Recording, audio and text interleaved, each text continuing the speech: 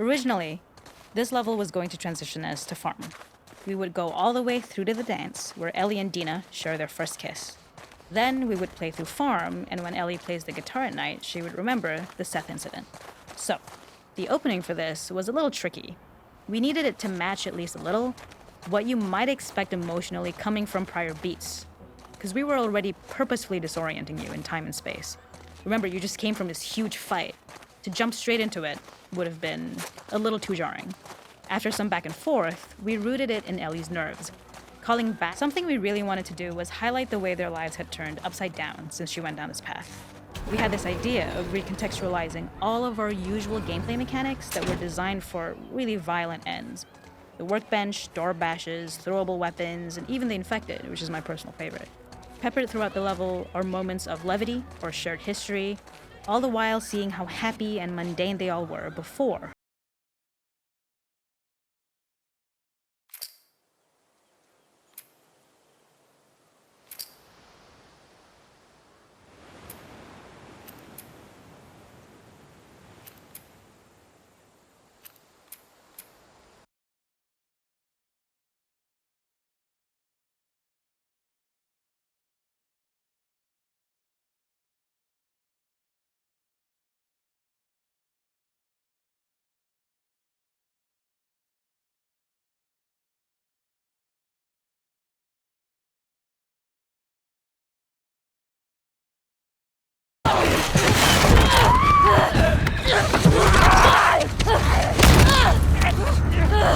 Get off of me!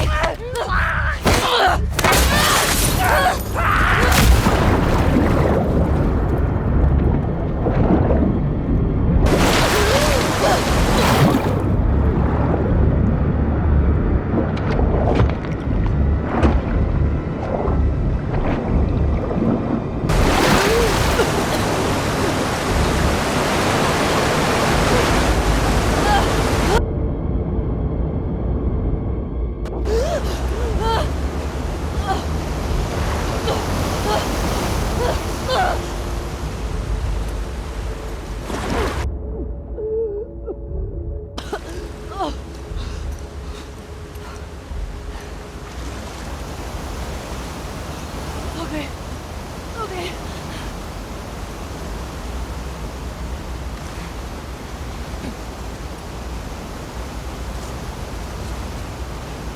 Fuck Seattle. Okay. Where the hell am I? The ladder acts as an immediate goal for the player, but being able to climb out is not going to be so easy. To keep levels interesting and engaging, we alternate between positive and negative values the player experiences. Here, it's a positive to have found the ladder, but then a negative to discover it's not the solution. But then another positive to identify the next short-term goal of the doorway. By alternating between these opposing values, we give players what they expect, but not how they expect it. Fucking kidding me.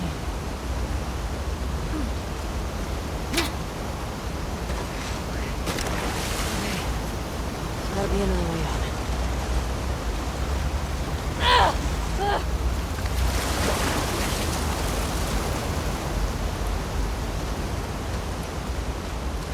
This level, internally known as Find Nora, was quite long in duration as we had to make Ellie traverse a far distance to the opposite side of downtown Seattle. The sewer section was originally longer than what we released the game with, approximately 10 minutes more. This was one of the few areas of the game that used water flow as part of a traversal puzzle. The player has to go upstream to use the current to get to the platform to reach the other side.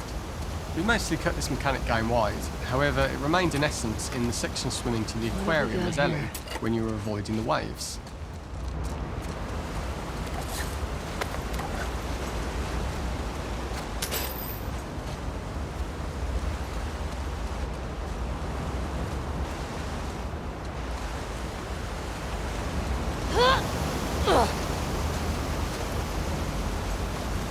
Get me the hell out of here.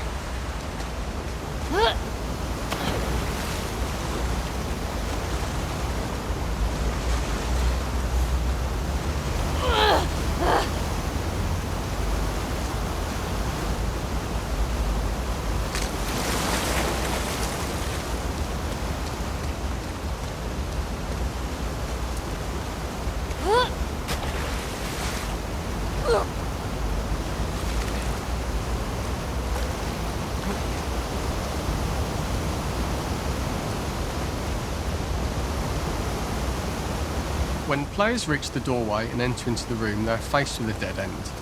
The real reason for this dead end room is that on the reversal, when exiting back out of the doorway, players are faced with the route onwards. A pipe that they'd not been able to see when they were swept past it on the way in, and something that was hidden from view when on the side platforms.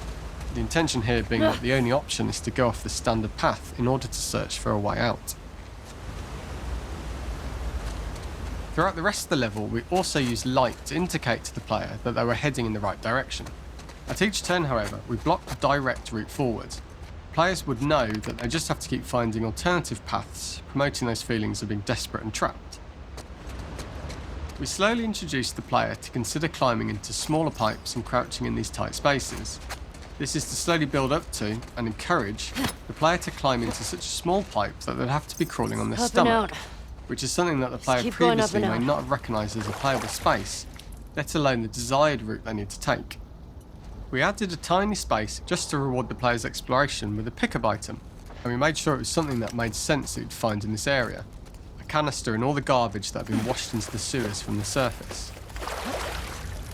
We loved the idea of making Ellie prone through a tiny dirty pipe in order to get out, as it was a great opportunity to use our prone mechanic. Shit, Ellie. The unique camera setup was created to support crawling in these pipes, as the standard prone camera is much higher above the player. We also created custom collision in order for Ellie to manoeuvre in these tight spaces easily. Initially, the oblong collision capsule around her character caused issues crawling around corners. We put extra effort into the custom corner collision so the movement experience is as smooth as the main game.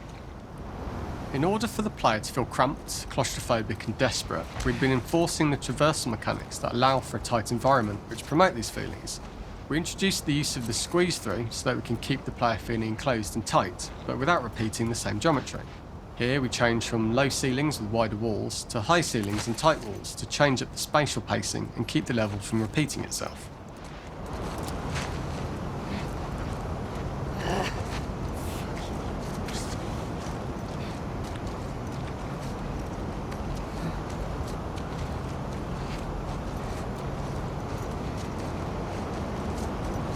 Shitty place to die.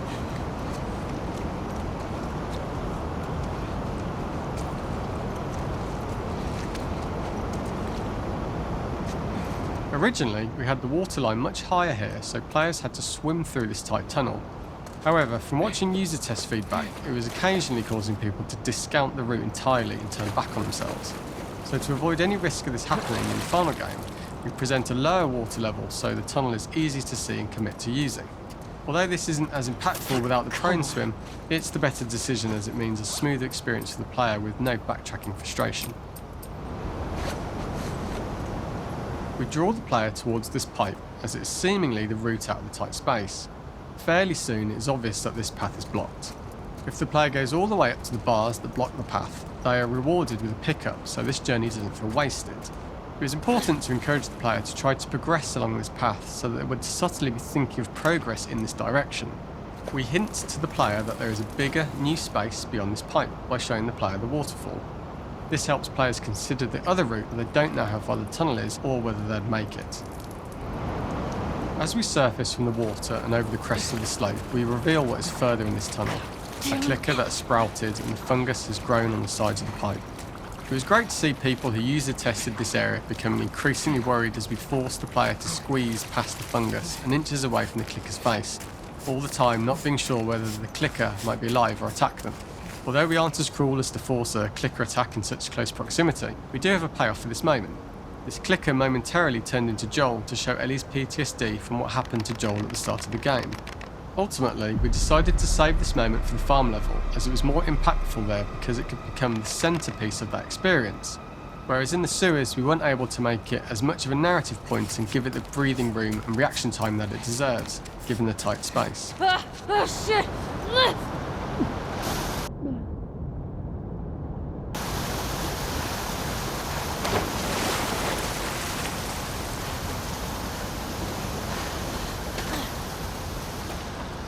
For the final section, we eventually opened you out into a wider area as you traverse through such tight spaces leading up to this, so changing the environmental pacing makes it begin to feel like we're coming to the end of Ellie's ordeal. An earlier iteration used the current that was shown at the start for a slightly tougher traversal puzzle to conclude the sewers. The ladder was clearly visible from most of the area, but the player was faced with a fast-flowing torrent of water they couldn't cross.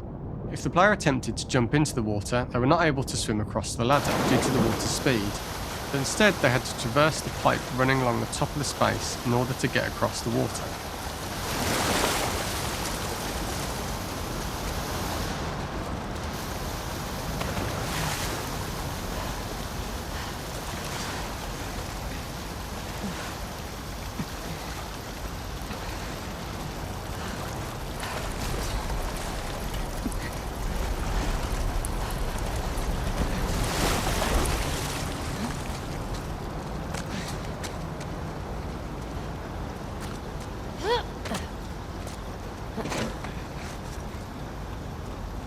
Using this pipe was retained in the iteration we shipped with, as it's the last of the extreme methods Ellie has to undergo in order to escape the sewers, and what she will go through in her pursuit of revenge.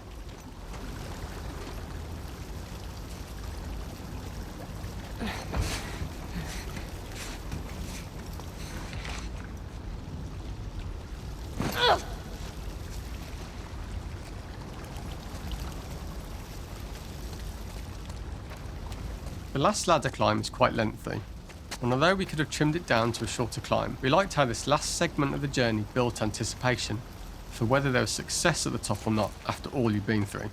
Ultimately, the ladder exits out into the subway station, which is how it connects in the final game. Ellie then has to find her way to the hospital from here, crossing paths with the scars for the first time.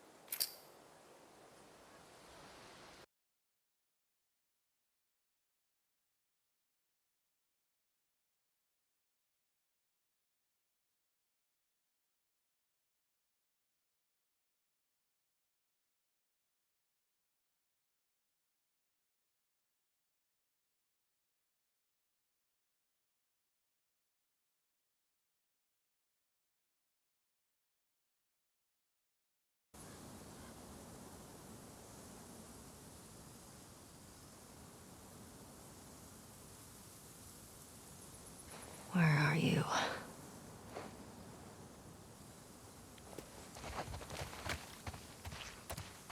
So the boar hunt was one of the hardest levels for me to work on. It was a huge challenge with the systems that we had, and we kept trying, but it never felt quite right. Originally, the level happened after the Jackson Festival, which also got cut, but before Farm. Once the festival got cut, it became the prologue to Farm. The intended experience is that we jump forward in time after the fight with Abby in the theater. We don't know where Dina is. We likely assume she's dead because she was just bleeding out. Ellie is alone. Her hair is short. So maybe this is the future or the present. And she's hunting. Hunting who? Abby still? In early iterations of the fight, it was more arena-like. The player slowly whittles down the boar's health. Ellie gets more visceral and more vicious. We get a little worried about her. As the boar gets weaker, more panicked, more feral, and we start feeling sympathetic to the boar was the hope. In all of these iterations, especially of these wider areas, it required custom AI and scripting to make sure it continued to feel organic as an animal, but we really needed it to do specific stuff. It needed to be able to close distances really, really quickly. It needed to charge to attack, but we wanted the feeling of hunting, so we needed to track it down from afar. And we also needed to discourage the player from attacking the boar when it's that close, or it would kind of turn into this melee kerfuffle. How do we do this in our world while keeping the boar believable? We must have gone through 5 or 6 iterations of the boar fight and all, and every single time it changed pretty drastically. We split it into clear phases, where one was like all long range.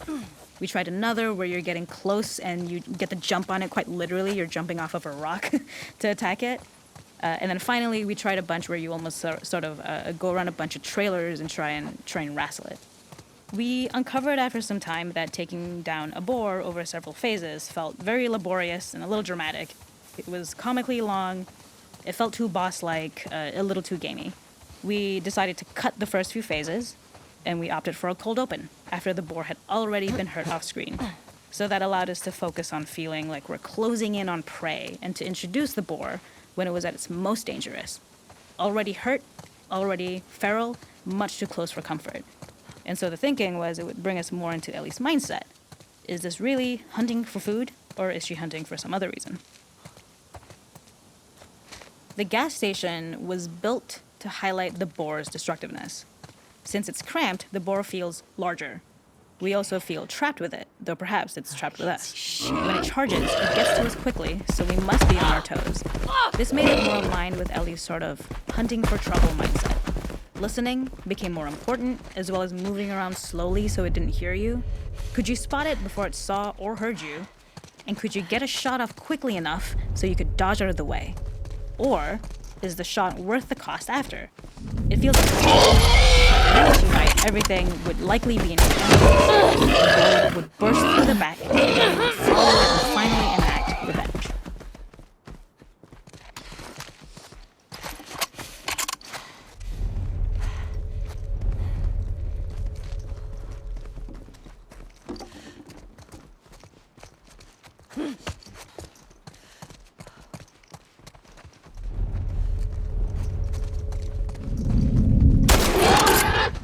It's over. Nowhere to run.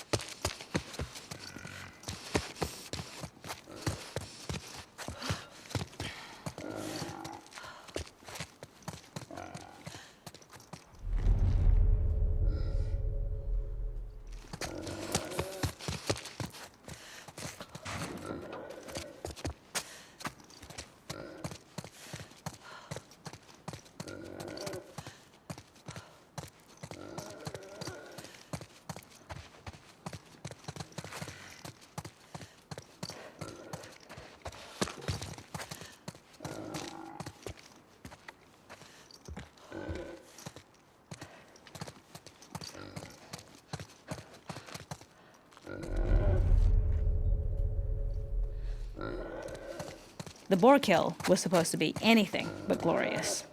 With the boar whimpering at the back of the gas station after Ellie's relentless hunt. After this, hearing the drone that we kinda come to associate with Ellie's trauma, we would hard cut to the stream where she's washing her hands.